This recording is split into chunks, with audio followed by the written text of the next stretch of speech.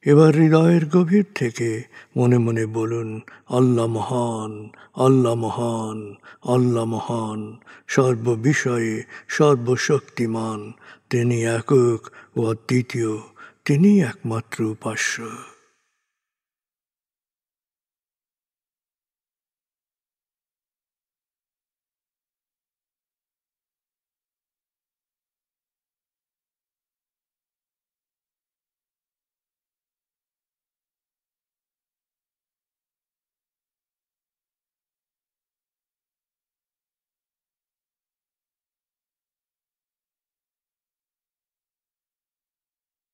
হৃদয়ের গভীর থেকে প্রার্থনা করুন, হে আল্লাহ, তুমি আমাদেরকে বিশ্বাসী, সৎকর্মশীল, সংঘবদ্ধ মানুষ হিসেবে কোয়ান্টাম ফাউন্ডেশনে একাত্ম করেছ।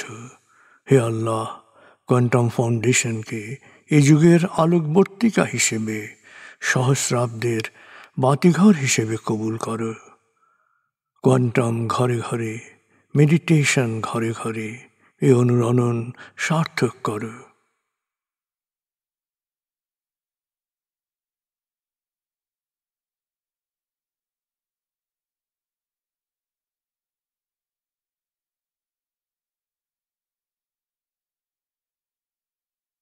হে আল্লাহ, হে দয়াময়, হে মেহেরবান, কোয়ান্টাম ফাউন্ডেশনের সকল কার্যক্রম, শিক্ষা সেবা, শুদ্ধাচার, রক্তদান, এতিমান, প্রবীণ সেবা, চিকিৎসা সেবা, খতনা, মাতৃমঙ্গল, দাফন, কোয়ান্টাম মেথড কোর্স, এই সমস্ত কার্যক্রমকে সদকায়ে জারিয়া হিসেবে কবুল করো। এই কার্যক্রমে যারা সেবা দিয়েছেন তাদের সবার জীবনকে বরকতময়, প্রশান্তিময় করে দাও।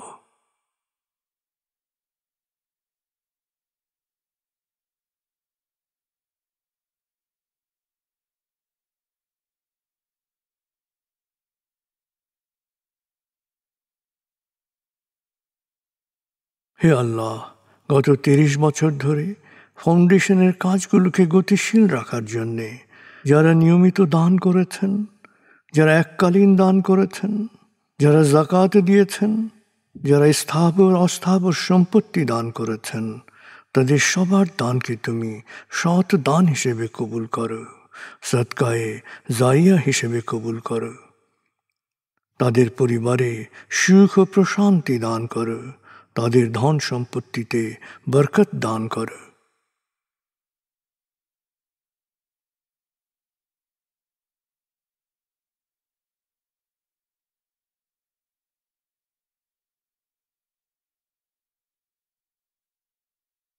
এবার দেশের জন্য দোয়া করুন, হে আল্লাহ, দেশের প্রতিটি মানুষ যেন প্রজ্ঞাপূর্ণ সিদ্ধান্ত নিয়ে নিজের কাজ সবচেয়ে ভালোভাবে করতে পারে, সবাইকে সে তৌফিক দাও। হে আল্লাহ, তুমি আমাদের তোমার বিশেষ অনুগ্রহ ভাজন জাতিতে পরিণত করেছ, অফুরন্ত অনুগ্রহ সম্পদ দিয়েছ, বিশ্বকে বিভিন্ন ক্ষেত্রে নেতৃত্ব দেওয়ার মতো মেধা ও মস্তিষ্ক দিয়েছ। আমরা যেন ভালো মানুষ, ভালো দেশে রূপান্তরিত হতে পারি, আমাদের সেই তৌফিক দাও।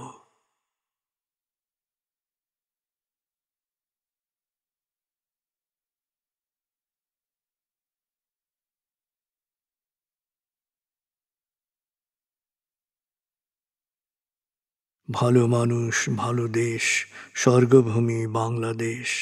ভালো মানুষ, ভালো দেশ, স্বর্গভূমি বাংলাদেশ। ভালো মানুষ, ভালো দেশ, স্বর্গভূমি বাংলাদেশ। দেশের জন্যে প্রার্থনা করুন। দেশকে যেমন দেখতে চান সেভাবে প্রার্থনা করুন।